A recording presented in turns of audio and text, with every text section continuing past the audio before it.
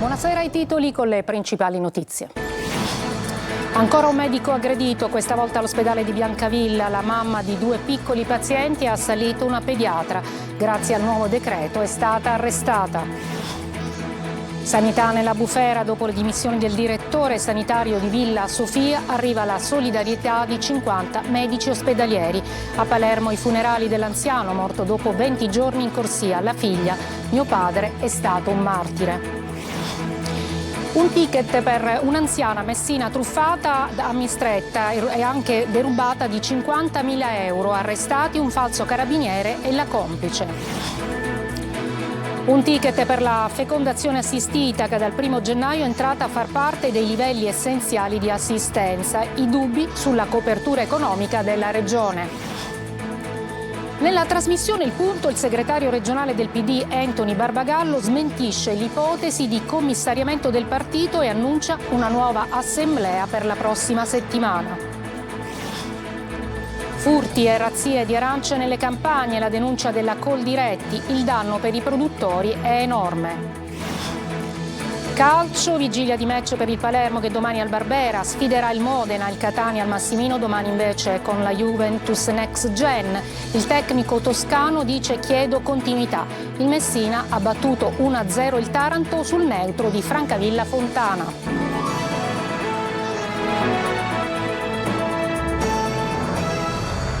Eccoci, buonasera. E dunque ancora un caso di un medico aggredito. Questa volta una giovane di 25 anni, mamma di 2 piccoli pazienti, ha assalito una pediatra dell'ospedale di Biancavilla, siamo nel Catanese, e per effetto del nuovo decreto è stata arrestata. Adelaide Barbagallo. Ospedali poco sicuri e medici sempre più esposti a violenze e aggressioni, malgrado il nuovo decreto che prevede l'arresto. Botte e parapiglia questa volta a Biancavilla, dove una donna di Adrano è entrata nell'ospedale Maria Santissima Addolorata con il chiaro intento di picchiare una pediatra. È salita in reparto, non l'ha trovata, è scesa al pronto soccorso e qui, trovandosela di fronte, l'ha aggredita. A scagliarsi contro la pediatra una giovane mamma di 25 anni di Adrano che ha anche colpito un'infermiera e una guardia giurata intervenuti per difendere la dottoressa. Un atto che sa di vera e propria spedizione punitiva. La mala sanità stavolta non c'entra. L'aggressione sarebbe da collegare alle visite a cui la pediatra aveva sottoposto 2 figli piccoli della 25enne. Tutto sarebbe maturato in un ambito familiare che sarebbe all'attenzione del Tribunale per i minorenni di Catania. La donna è stata arrestata dai carabinieri, dovrà rispondere anche di danneggiamento. È scattato infatti il nuovo decreto che prevede pene più severe. Un atto che va certamente condannato da tutti, ma che pone ancora oggi l'accento sul tema della sicurezza negli ospedali, un tema importante che ha avuto anche un adeguamento normativo da parte del governo nazionale, del governo Meloni, e per la prima volta viene applicato l'inasprimento della pena che prevede l'arresto in flagranza differita. Le attività del pronto soccorso sono state sospese per un paio d'ore. La donna dovrà rispondere anche di interruzione di pubblico servizio. La dottoressa picchiata ha una prognosi di 20 giorni. L'ASP di Catania in una nota parla di atto gravissimo e ingiustificabile e assicura vicinanza e sostegno anche dal punto di vista giuridico alle vittime. I sindacati tornano a chiedere più vigilanza, più personale e un confronto con l'assessorato regionale alla salute.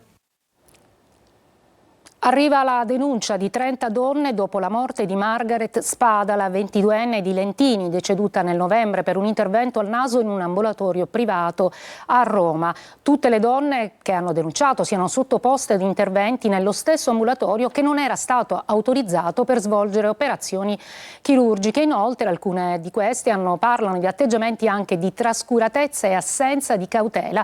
Secondo quanto raccolto dai carabinieri, una paziente avrebbe detto che durante una visita di controllo in ambulatorio era stata riaperta per correggere l'assetto della protesi al seno. Intanto vanno avanti le indagini sulla morte di Margaret Spada, per la quale sono indagati 2 medici titolari dello studio, Marco e Marco Antonio Procopio. Si attende adesso il risultato dell'esame tossicologico che chiarirà l'origine della morte della 22enne. E adesso ci occupiamo della bufera in cui sta versando la sanità siciliana. Mio padre è un martire, la figlia dell'uomo morto dopo aver aspettato 20 giorni in corsia. Un intervento, parla ai nostri microfoni dopo i funerali. Intanto, dopo le dimissioni del direttore sanitario di Villa Sofia, arriva la lettera di solidarietà dei colleghi medici. Marco Gullà. Mio padre è stato un martire, quindi spero che la sua morte faccia giustizia e consenta a tante altre persone come lui di restare invece in vita. Ecco. Lei è la figlia di Giuseppe Barbaro, il 76enne morto a Villa Sofia dopo aver atteso per oltre 20 giorni un intervento alla spalla. Questa mattina ai funerali, un decesso che ha fatto scalpore con l'ira del presidente della regione Renato Schifani e le successive dimissioni del direttore sanitario di Villa Sofia, arrivate ieri. Proprio da Villa Sofia arriva la lettera di circa 70 direttori delle unità operative sanitarie inviata al presidente della regione Schifani e all'assessore Volo di sostegno al direttore sanitario Rizzo. Le dimissioni del nostro direttore rischiano di interrompere il percorso virtuoso intrapreso dalla direzione strategica aziendale, scrivono i medici. Chiediamo unanimemente e con fermezza come primo atto che le dimissioni vengano respinte. Intanto il presidente della regione Schifani ha convocato per lunedì pomeriggio a Palazzo d'Orleans il direttore generale di Villa Sofia, Roberto Colletti.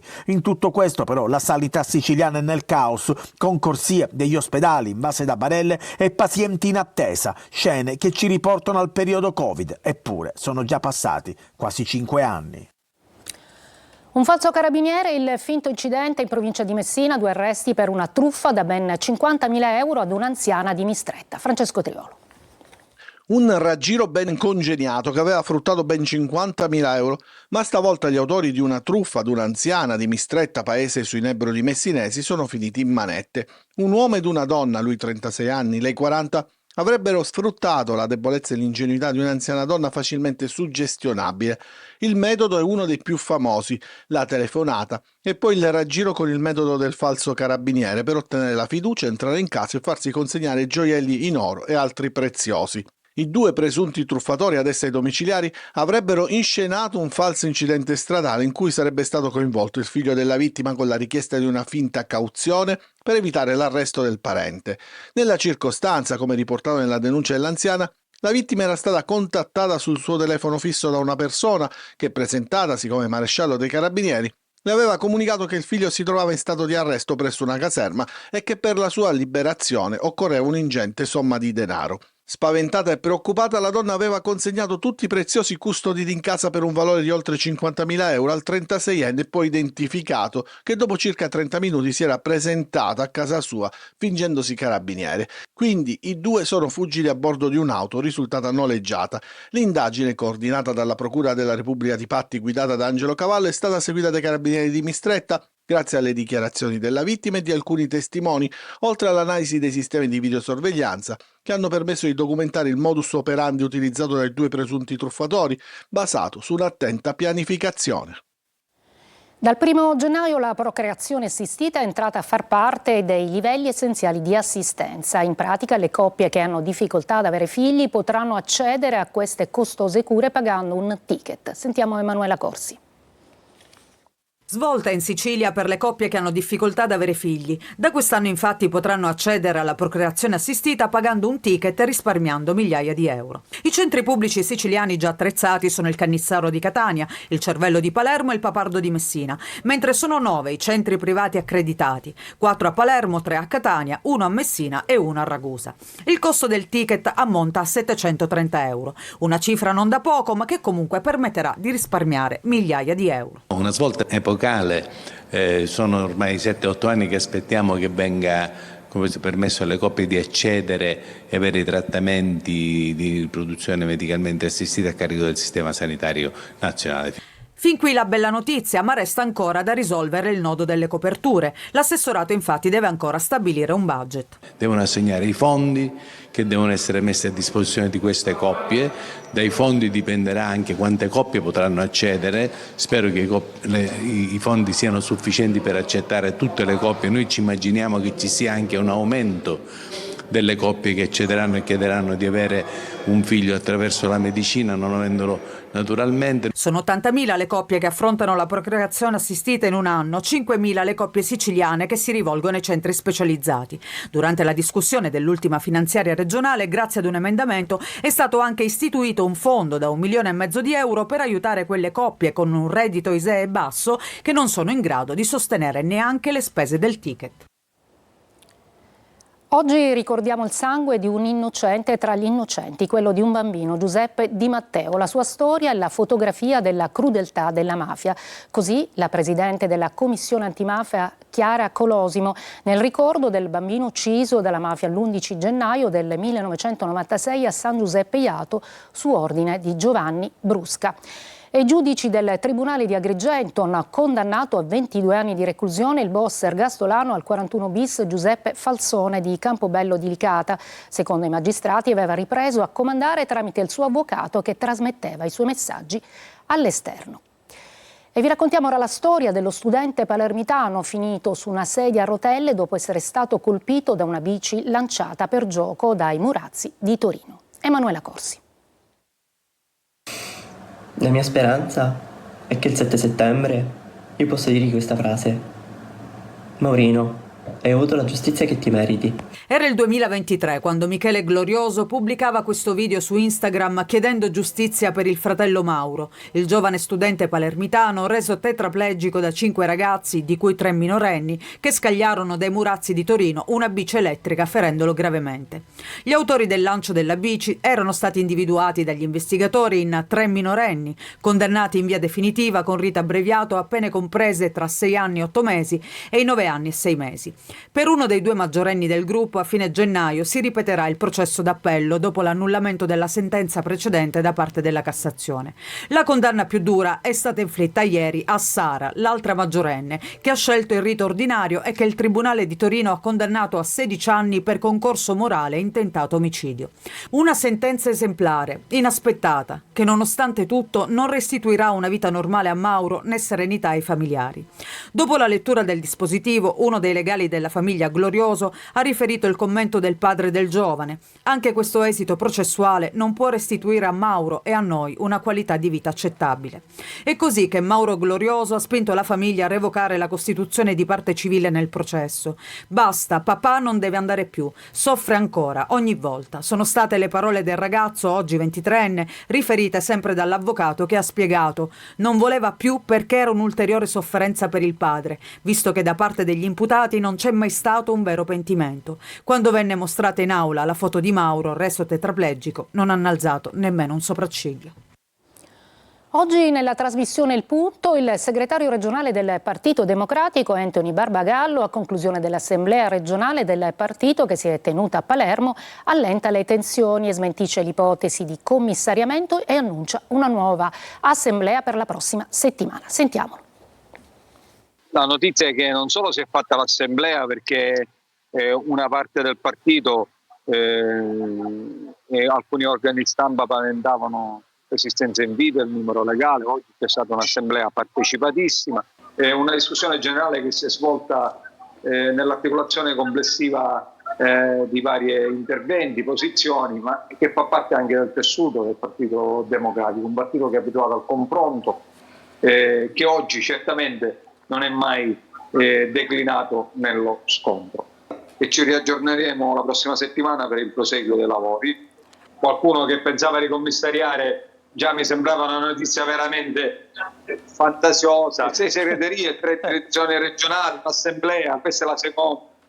È tutta una polemica strumentale questa sul commissariamento che non è veramente campata, che non aveva nessun fondamento reale. Io sono convinto che il partito regionale uscirà rafforzato da questo congresso e potrà affermare sempre di più la sua posizione di baricentro dell'alternativa e baricentro della coalizione. Adesso una breve pausa, poi ci occuperemo della denuncia di Coldiretti per i furti nelle campagne.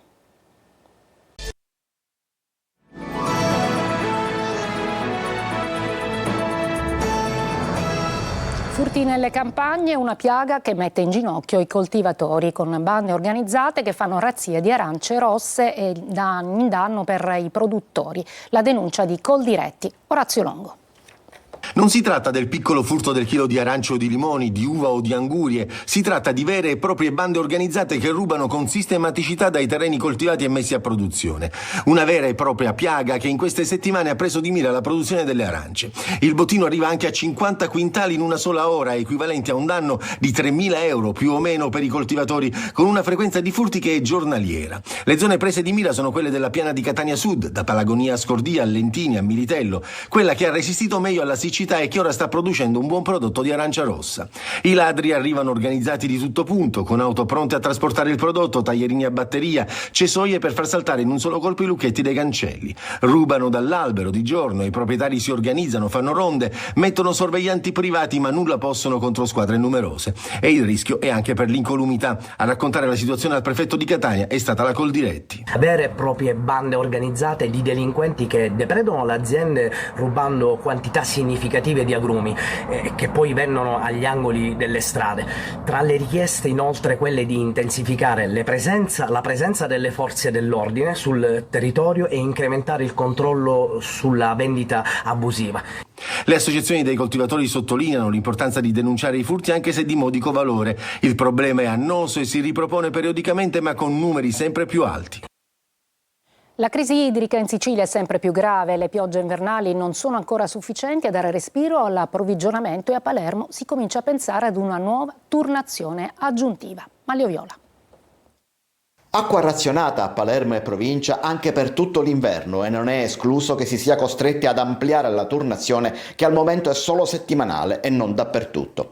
La situazione sul fronte dell'emergenza idrica nel Palermitano infatti resta drammatica anche se le province della Sicilia centrale sono messe persino peggio. Le precipitazioni verificatesi nei giorni delle festività natalizie hanno consentito di accumulare circa 2.700.000 metri cubi d'acqua negli invasi. I 4 invasi dell'area, Poma, Rosamarina, Scansano e Piana degli Albanesi, attualmente registrano rispetto allo stesso periodo dell'anno precedente però una riduzione percentuale di oltre il 60% di accumulo d'acqua. Per fronteggiare la situazione degli invasi, che resta molto grave, si sta ricorrendo ai pozzi. Dal prossimo 17 gennaio inizia comunque il monitoraggio costante di questi invasi, ma se la situazione non cambierà si valuterà di ampliare la turnazione ad altre aree e togliere l'acqua non più un solo giorno alla settimana.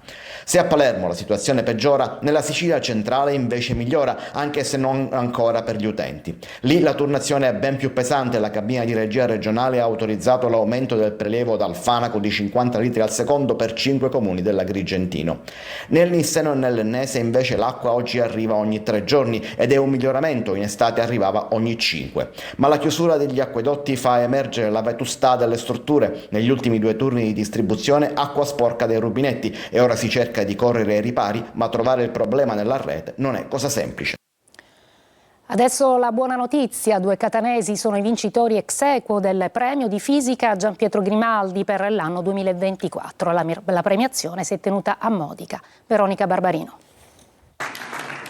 Un professore e un ricercatore, Francesco Cappuzzello e Marco Lacognata, sono i vincitori ex aequo del premio di fisica Giovan Pietro Grimaldi per l'anno 2024. Il premio, istituito per ricordare l'impegno scientifico e civile dell'illustre fisico modicano che fu anche rettore dell'Università di Catania, è un prestigioso riconoscimento che la Fondazione Grimaldi di Modica, in collaborazione con l'Accademia Gioenia di Catania, conferisce ogni 5 anni alle eccezionali ricerche nel campo della fisica in Sicilia. Il dottor Lacognata ha presentato lo studio degli effetti puramente nucleari nella sezione d'urto di diffusione protone-protone, utile a comprendere la struttura e le reazioni tra nuclei e di conseguenza la formazione degli isotopi che formano noi stessi e il mondo che ci circonda. Una grande soddisfazione anche perché tutta la mia carriera accademica si è svolta qui in Sicilia, a Catania, tra l'università e l'Istituto Nazionale di Fisica Nucleare.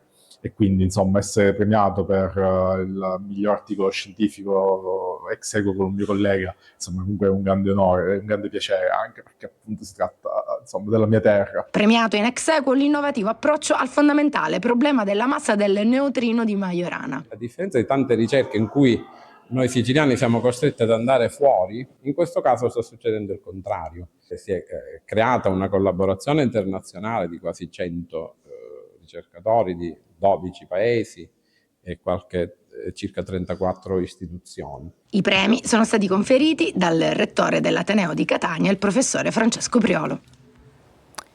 Breve pausa e poi gli impegni delle siciliane di B e di C.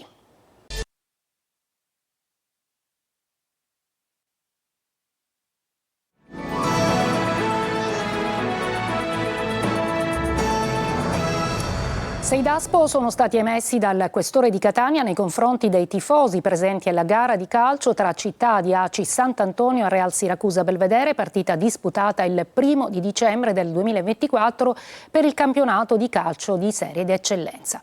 Veniamo al calcio giocato. Con un gol di Luciani al 34esimo minuto della ripresa, il Messina ha battuto 1-0 il Taranto sul neutro di Francavilla Fontana. I giallorossi hanno interrotto una serie di 4 sconfitte consecutive. E invece c'è una vigilia di match, il primo impegno del 2025 per il Palermo, che domani al Barbera sfiderà il Modena. Tante assenze in casa rosanero, il tecnico Dionisi ancora sotto esame. Marco Gullà. Ripartire. Il diktat in casa Palermo per il 2025 è proprio quello di riprendere a marciare. Domani al Barbera arriva il Modena per il primo impegno del nuovo anno. Ancora nessun acquisto. Il neo DS Ossi sta lavorando a fari spenti, ma contro i canarini Dionisi dovrà fare di necessità virtù. Tanti assenti, mancheranno il portiere De Planche, poi Di Mariano, Di Francesco. Dopo la fiducia ridata a Brunori, l'attaccante domani dovrebbe essere titolare al fianco di Ledoaron. Nonostante la conferma, Alessio Dionisi è ancora sotto esame. L'allenatore oggi in sala stampa ha detto: ho parlato con la società, anche io mi sento in discussione ogni giorno, stiamo approfondendo la conoscenza con Osti, non sono comunque l'unico responsabile, non stiamo facendo bene, è palese, ma siamo fiduciosi e ci rialzeremo. Non ho parlato prima delle decisioni perché le decisioni spettano alla società, non è una mia decisione sicuramente, perché anch'io mi sento in discussione ogni giorno e ci mancherebbe non mi sentissi tale. Per quanto riguarda il nuovo direttore sportivo, lo conoscevo, non solo di fama, avevamo avuto modo, forse l'ha ricordato anche lui, di conoscerci. Ovviamente il suo curriculum e la sua esperienza parlano per lui, e dal momento che c'è stato questo cambiamento ne ho preso atto e la comunicazione tra me e la società non è mai mancata, come tra me e il nuovo direttore sportivo. Dionisi dovrebbe confermare la difesa a 3 con Banica, Nicolao e Ceccaroni. Ranocchia regista, Verre in ballottaggio con Basic. In porta andrà Salvatore Sirigu, che torna titolare col Palermo in campionato dopo 14 anni. Domani fischio d'inizio alle 15. Il Catania domani al Massimino riceve la Juventus Next Gen. Chiedo continuità durante la partita e nel corso del campionato, dice Toscano. Marco Carli. Trovare continuità, quella che è mancata finora, è l'obiettivo del Catania, ancor più dopo i 2 minuti di Benevento che hanno cambiato la partita e anche le prospettive.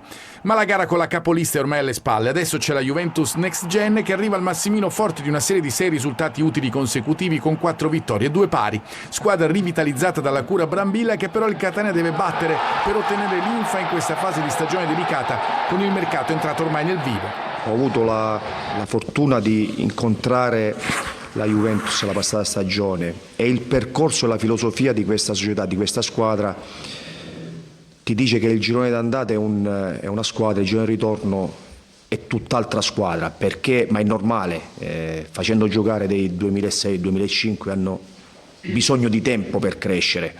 Toscano conta su Jimenez fra i convocati da verificare l'utilizzo dall'inizio nel caso alternativa Verna, Di Tacchio disponibile ancora partita in corso dopo una settimana difficile a causa di un virus che l'ha debilitato. Per il resto ancora inutilizzabili Beters, Di Gennaro, Luperini e Sturaro, con possibile impiego in avvio di gran parte, se non di tutti, gli interpreti che hanno iniziato a Benevento. A noi manca quella continuità, lo diciamo sempre, la continuità tra partita e partita e durante la partita. Dobbiamo lavorarci assolutamente. Catania Juventus Next Gen sarà seguita da Telecolor con diretta stadio, collegamenti dal Massimino, commenti da studio e alla fine le interviste ai protagonisti. Il Trapani ospiterà domani pomeriggio alla Provinciale il Crotone, che in classifica ha 4 punti di vantaggio sui Granata. Dopo 2 pareggi consecutivi contro Foggia e Picerno, la formazione di Capuano punta alla vittoria per avvicinarsi ai play-off. Bene, io mi fermo qui, è tutto per questa edizione di Sicilia 24, grazie per l'ascolto e buon fine settimana.